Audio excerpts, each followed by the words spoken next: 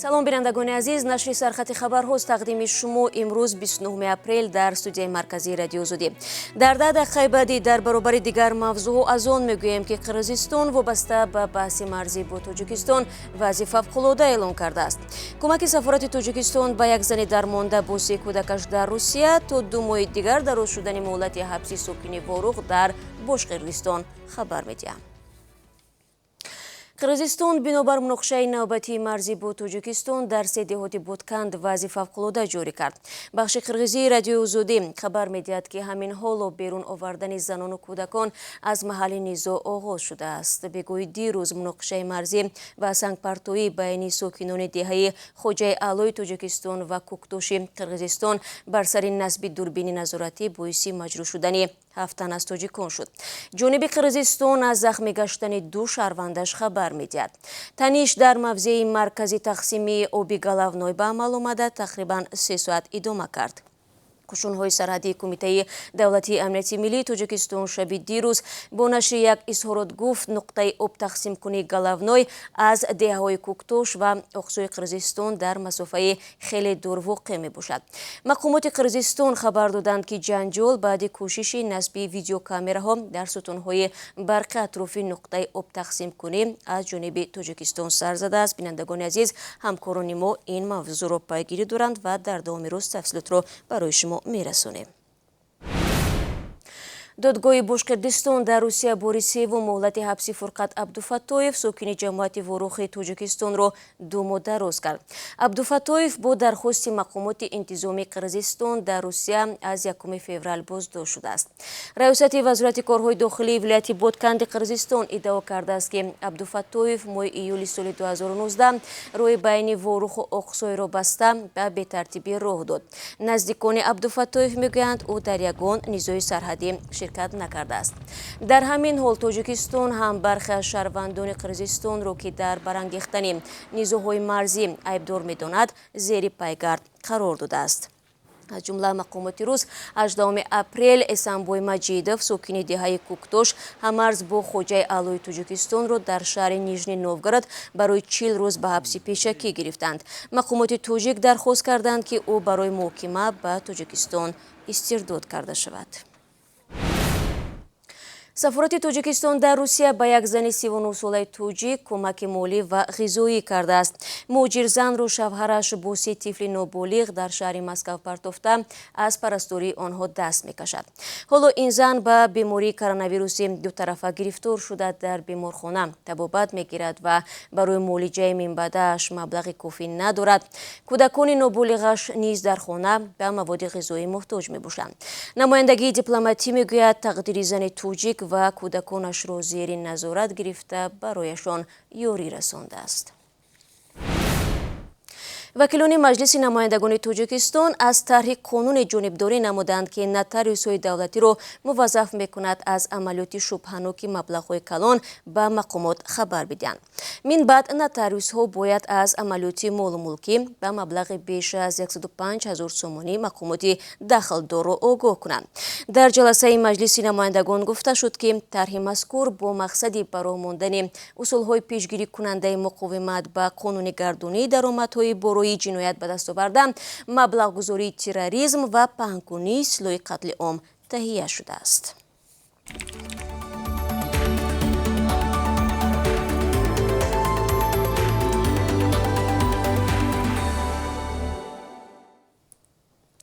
тақдими хабарҳоро идома медиҳам.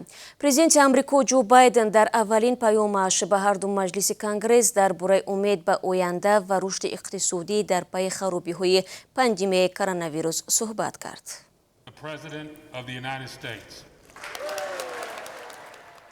дар суханронии 28 апрел ки 2 рӯзи пеш аз аввалин садрӯзаи раёсати ҷумҳурии Байден рост омад, ӯ аз дастоварди ҳукумати Амрико дар муқобили сирояти коронавирус ҳарф зад.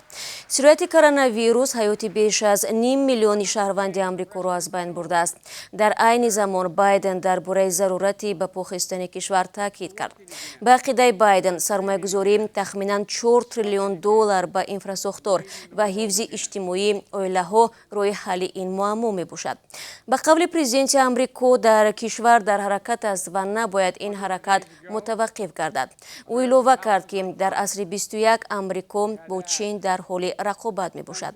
президенти амрико таъкид кард ки сармоя барои иҷрои барномаи рушди инфрасохтор ва ҳифзи иҷтимоии оилаҳо аз ҳисоби баланд бардоштани андози ширкатҳо ва амрикоиҳои сарватманд татбиқ шавад. вазорати тандурустии тоҷикистон мегӯяд дар муассисаҳои тиббии давлатӣ барои сокинони кишвар ташхиси COVID-19 ки маълумоташ дар дохили Тоҷикистон истифода мегардад ройгон шудааст. Аммо гузарондани чунин озмоиш барои сафар ба хориҷа 120 сомонӣ арзиш дорад. зимнан дар вилояти Суғд дирӯз маъракаи ваксинзанӣ аз COVID-19 оғоз шуд. ба гуфтаи намояндаи раёсати тандурустии вилоят Фахриддин Ҳакимов, дар маҷмӯъ 6400 дона ваксина AstraZeneca ба шимоли Тоҷикистон ворид шудааст ва дар марҳилаи аввал ҳамаи кормандони тиб эм карда хоҳанд шуд. пас аз гирифтани ваксина ба ҳар яки онҳо гувоҳнома дода мешавад. Тоҷикистон то имрӯз 192 000 воя ваксинаи AstraZeneca гирифтаву феълан 35 000 нафарро зидди коронавирус эм карданд. мақомоти вазорати тандурустии Тоҷикистон гуфтанд кишвар аз Чин 150 000 дона ваксинаи коронавак мегирад.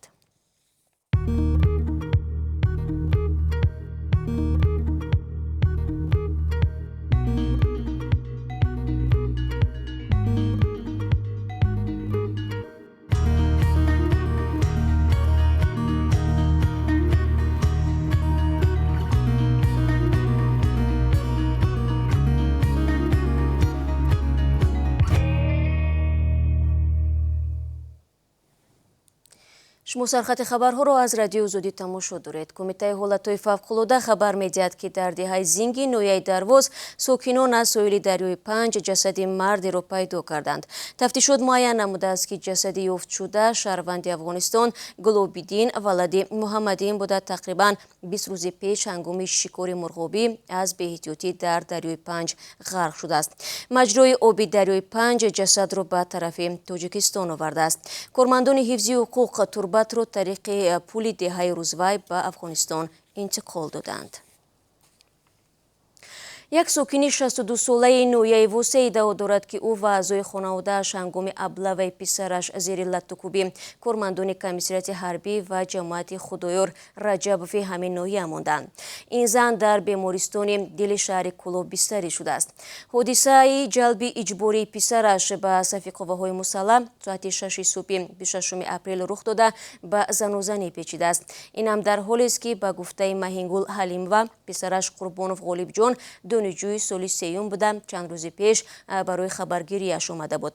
бинандагони азиз, вобаста ба ин ҳодиса дар барномаи хабарӣ гузориши муфассал пешниҳоди шумо хоҳад шуд. интизор бошед. Аҳлиддин Исоев, хабарнигор ва аксбардори ҳирфаии тоҷик, рӯзи 29 апрел дар синни 70-солагӣ даргузашт. ба гуфтаи ҳамкасбонаш, ӯ аз чанд вақт ба ин тараф бемор буд. маросими ҷанозаи ӯ имрӯз дар маҳаллаи Зарафшони Душанбе баргузор мешавад. Аҳлиддин Исоев давоми фаъолияти худ дар нашрияҳои ҳақиқати ноҳияи Ленин, Комсомоли Тоҷикистон, Тоҷикистони Советӣ, Садои мардум ва дигар расонаҳо ба сифати хабарнигор, аксбардор кор кардааст. ӯ барандаи ҷоизаи Иттифоқи журналистон ба номи лоҳутӣ ва аълучии матбуот ва фарҳанги Тоҷикистон буд. Аҳлиддин Исоев унвони корманди шоистаи Тоҷикистонро дошт. Бонки Осиёи рушд пешбинӣ кардааст, ки рушди иқтисоди Тоҷикистон соли 2021 то ҳадде барқарор хоҳад шуд, аммо гуфта мешавад, он аз чанд омил, аз ҷумла бекор шудани маҳдудиятҳои пандемия ва барқарор гардидани парвозҳои мунтазам дар кишварҳои шарики Тоҷикистон вобаста аст. ин созмони молӣ гуфтааст, беҳтар кардани самаранокии кори корхонаҳои азими давлатӣ ҳамчунон метавонад омили устувор шудани бахши молияи Тоҷикистон шавад. дар гузориши Бонки Осиёи рушд омадааст, дар Тоҷикистон айни замон беш аз 1000 корхонаи давлатӣ арзи вуҷуд дорад, ки бархе аз онҳо 10 солаҳо инҷониб зарар меоранд ва хатари пардохтнопазириву бознагаштани қарзҳоро бештар мекунад. دوستان عزیز، حالا برای شما درباره قرب اسعار خارجی در تاجیکستان اطلاع میدیم. بانک ملی برای امروز نرخ $1 رو 11 سومانی و 32 درم و 1 یورو رو 13 سومانی و 65 درم تعیین کرده است. امروز 29 اپریل قرب روبل روسی اندکی بالا رفته است. نرخ از روبل روسی 151 سومانی و 10 درم مقرر شده است که نسبت دیروز 30 درم بیشتر می باشد. بینندگان عزیز، در همین ثانیه ها سرخط خبرها را به پایان میبرم، اما خاطر رسان میکنم که در پیش برنامه اخباری آزادی داریم. بگذارش روز از تاجیکستان و جهان تا ملاقات نوبتی بعد از 30 ساعت.